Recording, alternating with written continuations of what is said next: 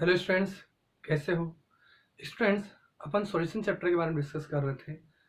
Last video में अपन ने complete concentration term के बारे में डिस्कस कर लिया था। आज अपन डिस्कस करेंगे सॉल्विटी के बारे में। अब सॉल्विटी है क्या, पहले सबसे पहले डिस्कस करेंगे कि सॉल्विटी है क्या। तो ये कहा जाता है कि जब किसी सॉल्यूट को, यहाँ क्या ले रहे हैं हम ले रहे हैं सॉल्वेंट। जब किसी सॉल्यूट सब्सटेंस को किसी सॉल्वेंट में ऐड किया जाता है तो क्या बनता है, सॉल्यूशन। इस सॉल्यूशन के अंदर क्या हो रहा है, इस सॉल्यूशन में कंसंट्रेशन ऑफ सॉल्यूट क्या होगी, इंक्रीज होगी। तो जब कंसंट्रेशन ऑफ सॉल्यूट इंक्रीज होगी उस सॉल्यूशन के अंदर, तो उस सॉल्यूशन के लिए वो क्या कहलाएगी, सॉल्युबिलिटी कहलाएगी। अब देखिए, जो अपन डिस्कस करेंगे सॉल्विटी, वो अपन दो डिस्कस करेंगे। Solubility of solid in liquid के बारे में। So first term we will discuss about solubility of solid in liquid, and second term solubility of gas in liquid. So ये दो टर्म्स हैं जो अपन डिस्कस करेंगे। स्टूडेंट्स याद रखना, ये सॉल्युबिलिटी चार पॉइंट से अफेक्ट होती है। First is nature of solute, second is nature of solvent, third is temperature, and the fourth is pressure. Okay students, so now we will discuss first about the solubility of solid in liquid. Students, when a solute is added to the solvent, then the concentration of solute is increased in that solution. The term is called as dissolution. When a solute is added to the solvent, then some solute particles are dissolved in the solvent and the solution is formed. That process is called dissolution. Okay friends, now next term, so we can say the solute are added to the solvent, then we formed solution. So this process is termed as dissolution. While some solute particle, while some solute particles are colloid with solute particles, while some solute particle of solution are colloid with solid solute particles and get precipitated out. That term or process is called crystallization. Okay students, now we write these process, dissolutions and crystallization. So we can say about the crystallization, solution is converted into solute and solvent. That process is called crystallization. So here a dynamic equilibrium is stabilized between dissolution and crystallization. That is right as solute and solvent. The process is dissolution and formed solution, while solution is converted into the solute and solvent. That process is crystallization. तो student समझ में आया होगा कि जब सम solid particle जो solution में है, अगर वो सॉलिड पार्टिकल से कोलाइड होता है तो कुछ सॉलिड पार्टिकल्स क्या हो जाते हैं, प्रेसिपिटेट आउट हो जाते हैं। That process is called crystallisation. तो उस सॉल्यूशन के अंदर जब क्रिस्टल पार्टिकल का फॉर्मेशन होता है तो उस प्रोसेस को अपन क्या नाम दे रहे हैं, क्रिस्टलाइजेशन। तो दोनों की दोनों प्रोसेस एक डायनेमिक इक्विलिब्रियम पे स्टेबलाइज हो जाती है। जब सोल्यूट और सॉल्वेंट चेंज होते हैं सॉल्यूशन में तो उस समय जो प्रोसेस होती है वो डिसोल्यूशन की होती है, और जब सॉल्यूशन वापस सॉलिड और सॉल्वेंट में कन्वर्ट हो जाता है तो प्रोसेस क्या कहलाती है, क्रिस्टलाइजेशन। स्टूडेंट्स, इसमें एक टॉपिक और है सैचुरेटेड सॉल्यूशन का। सैचुरेटेड सॉल्यूशन, सैचुरेटेड सॉल्यूशन क्या होता है, when in a solution no more solute can be dissolved. In that condition, at a given temperature,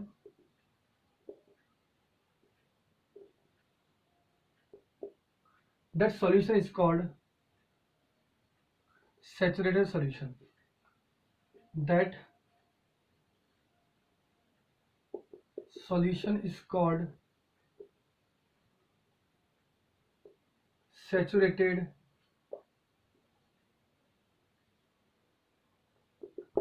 solution. Okay students, जब कोई सॉल्यूट जब सॉल्वेंट में एड कर रहे हैं, सॉल्यूशन का फॉर्मेशन हो रहा है, तो एक कंडीशन ऐसे आती है जब एक्स्ट्रा सॉल्यूट अपन ऐड कर रहे हैं और उसका सॉल्वेंट में डिसोल्यूशन नहीं हो, उस सिचुएशन में क्या कह रहा है, उस सिचुएशन में वो सॉल्यूशन क्या कहलाता है अपने पास, सैचुरेटेड सॉल्यूशन कहलाता है। So we can say the when in solution in which no more solute can be dissolved at a given temperature, in that condition the solution is called saturated solution. इसका just opposite है कि जब solid solute अगर excess amount में dissolve हो रहा होता है तो उस सिचुएशन में वो जो सॉल्यूशन कहलाएगा वो कौन सा कहलाएगा, अनसैचुरेटेड सॉल्यूशन कहलाएगा। तो इसकी डेफिनेशन भी अपन लिख लेते हैं, unsaturated solution, so it is so the solution in which more solute is dissolved at same temperature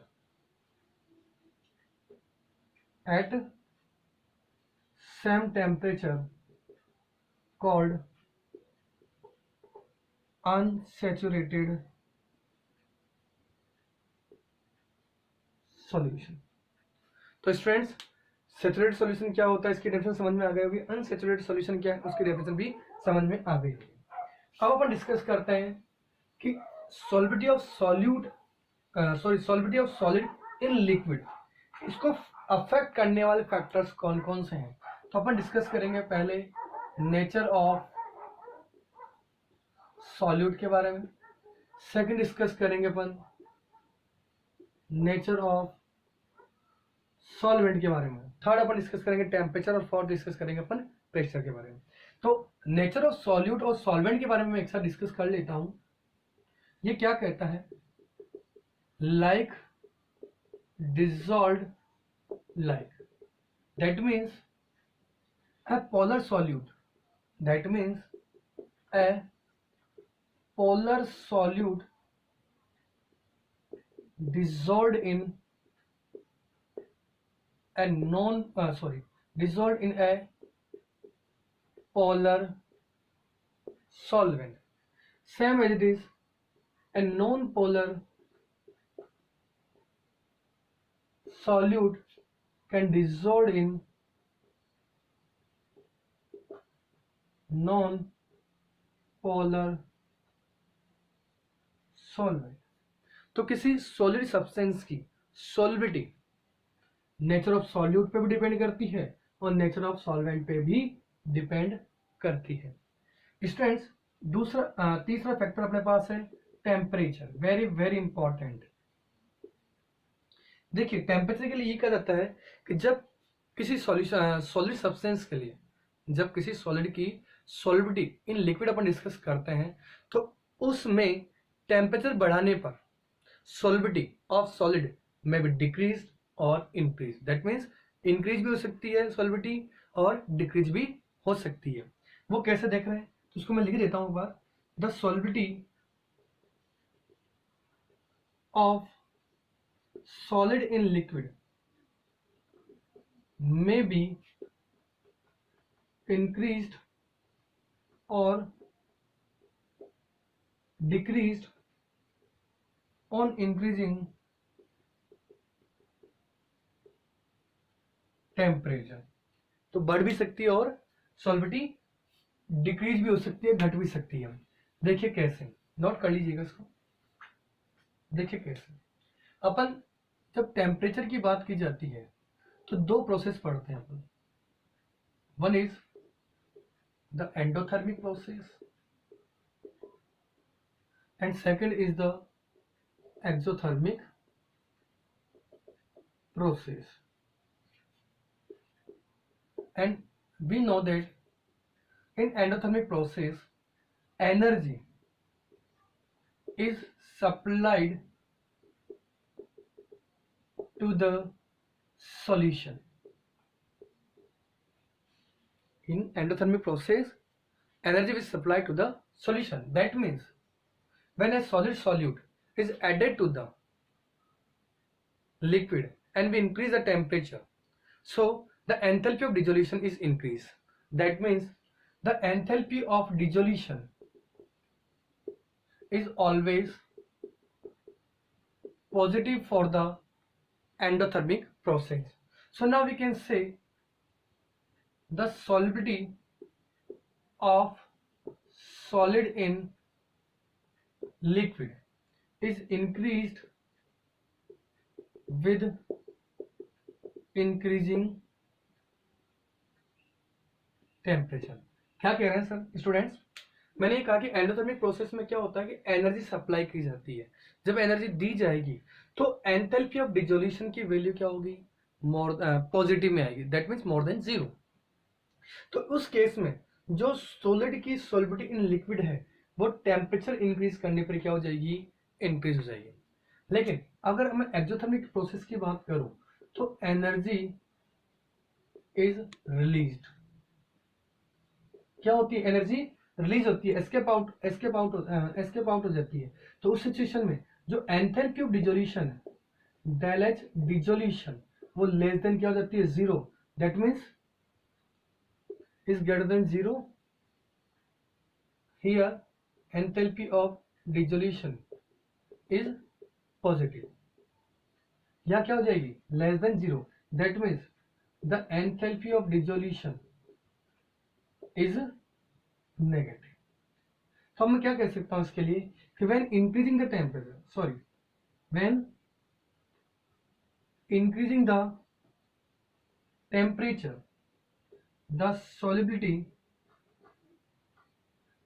solubility of solid in liquid क्या हो जाएगी? डिक्रीज हो जाएगी। तो यहां पर किसी सॉलिड की सॉल्युबिलिटी इन लिक्विड टेम्परेचर दो पॉइंट पे डिपेंड करेगी, एंडोथर्मिक प्रोसेस पे डिपेंड करेगी और एक्सोथर्मिक प्रोसेस पे डिपेंड करेगी। एंडोथर्मिक प्रोसेस में टेम्परेचर इंक्रीज होने पर सॉलिड की सॉल्युबिलिटी इन लिक्विड क्या हो जाएगी? इंक्रीज हो जाएगी। जबकि एक्सोथर्मिक प्रोसेस में जब कोई सॉलिड में ऐड किया जाएगा और टेम्परेचर इंक्रीज किया जाएगा तो इन that case the solubility of solid in liquid is decrease when increasing the temperature. So exothermic process और एंडोथर्मिक प्रोसेस दोनों प्रोसेस आपको अच्छी तरह समझ में आ गई होगी। आगे अपन डिस्कस करते हैं टेम्परेचर के बारे में, प्रेशर के बारे में। स्टूडेंट्स, जब किसी सॉलिड की सॉलिड लिक्विड में देखी जाती है तो उस कंडीशन में प्रेशर का कोई इफेक्ट नहीं पड़ता है। तो प्रेशर के बारे में अगर आप लिखना चाहें तो वो लिख सकते हैं कि there is no affect the solubility of solid in liquid by the pressure। तो अगर आप चाहें तो नोट कर सकते हैं इसको, effect of pressure.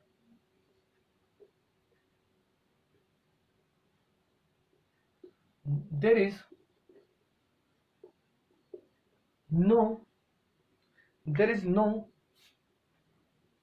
effect of pressure on solubility of solid in liquid। तो गाइस अपन ने solubility of solid in liquid के बारे में डिस्कस कर लिया। अब दूसरा पॉइंट हम डिस्कस करेंगे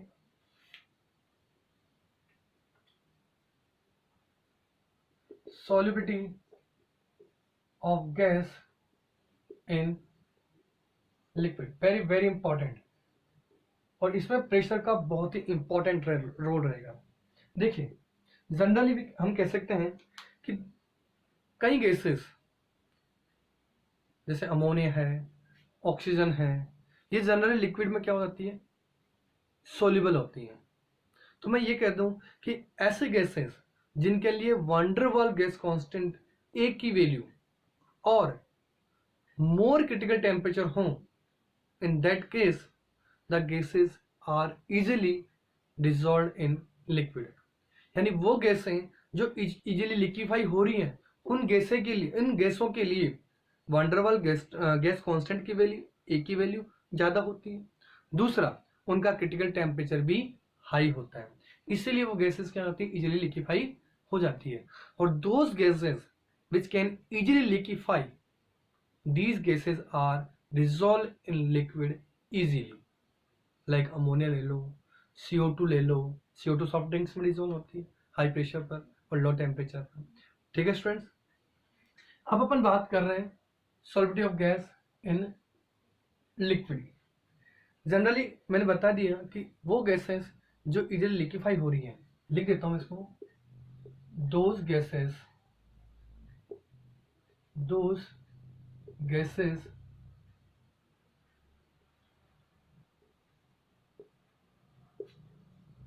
which can easily liquefy, these they are soluble in water, they are easily soluble in water। Okay students, अब अपन बात करें सॉल्युबिलिटी ऑफ गैस की लिक्विड में, तो उसको कौन कौन से फैक्टर्स हैं जो अफेक्ट करते हैं। तो उसमें वही पहला, नेचर ऑफ सॉल्यूट। अब यहाँ पर कौन किसकी बात करेंगे अपन, गैस की बात करेंगे। और मैंने कहा कि जो गैसेस इजीली लिक्विफाई हो रही हैं, वो गैसेस लिक्विड के अंदर इजीली क्या हो जाती हैं, डिजोल्व हो जाती है। तो इन गैसेस के लिए क्या याद रखना है, फर्स्ट वंडर वाल कांस्टेंट ए, ये क्या होना चाहिए, इसकी वैल्यू क्या होनी चाहिए, हाई होनी चाहिए। सेकेंड, हाई क्रिटिकल टेम्परेचर होना चाहिए।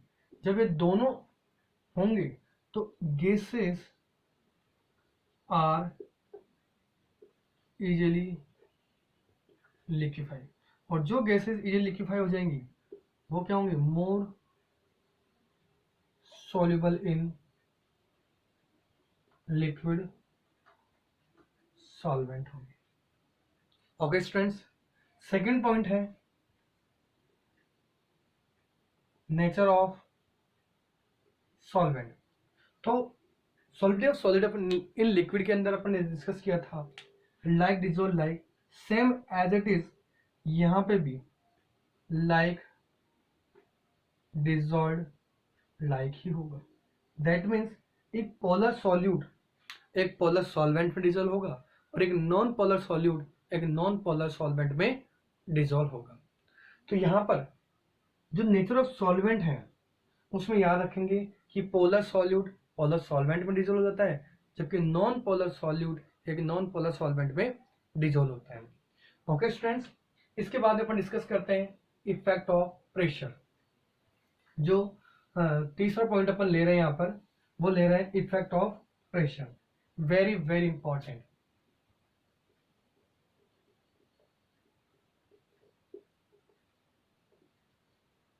इफेक्ट ऑफ प्रेशर, ध्यान रखना, the solubility of gas in liquid is depend on pressure। किस पे डिपेंड कर रही है? प्रेशर पे डिपेंड कर रही है। यानी मैं कह सकता हूं कि किसी सॉलिड किसी गैस का amount, the amount of gas, इस amount of gas, that means उस अमाउंट जो गैस का अपन ले रहे हैं उसकी सॉलिबिलिटी डायरेक्टली प्रोपोर्शनल किसके? लगने वाले प्रेशर के। क्या कह रहा हूं? The solubility of gas is directly proportional to the pressure. अब यहाँ जो सॉलिबिलिटी ऑफ गैस अपन यूज कर रहे हैं वह चल में क्या है? अमाउंट ऑफ गैस है, जिसको अपन किससे डिनोट कर सकते हैं? एम से। तो इसको आप ऐसे भी लिख सकते हो, एम प्रोपोर्शनल पी भी लिख सकते हैं। ओके स्टूडेंट्स, अगर मैं यहाँ ग्राफ लोड करता हूँ तो एक स्ट्रेट लाइन आ जाएगी, ये अमाउंट ऑफ गैस हो गया और ये हो गया उस पर लगने वाला प्रेशर। इसको एक्सप्लेन करने के लिए एक साइंटिस्ट आया था जिसको नाम देते हैं अपन हेनरी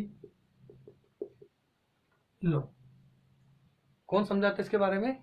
हेनरी लो समझाता है। हेनरी लो क्या कहता है? हेनरी लो ये कहता है कि मोल फ्रैक्शन, वैसे तो ये बात यहां पे भी ले सकते हैं कि the amount of gas is directly proportional which dissolved in the liquid is directly proportional to the pressure, ये भी कह सकते हैं। ठीक है स्टूडेंट्स, तो हेनरी लॉ के बारे में अपन डिस्कस कर रहे हैं। तो ये कह रहा है पहला, the mole fraction of gas in solution is directly proportional to partial pressure of gas in our solution. That means x that means mole fraction proportional to the pressure। x is equal to क्या हो जाएगा? x is equal to K P, where k is equal to proportional